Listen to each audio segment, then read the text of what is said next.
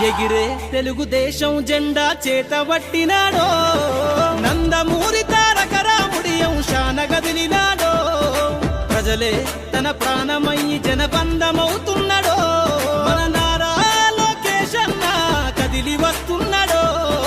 ఎగిరే తెలుగుదేశం జెండా చేతబట్టినాడో, నందమూరి తారక రాముడి అంశాన గదిలినాడో, ప్రజలే తన ప్రాణమయ్యి జనబంధమవుతున్నాడో, మన నారా లోకేష్ అన్న కదిలి వస్తున్నాడో.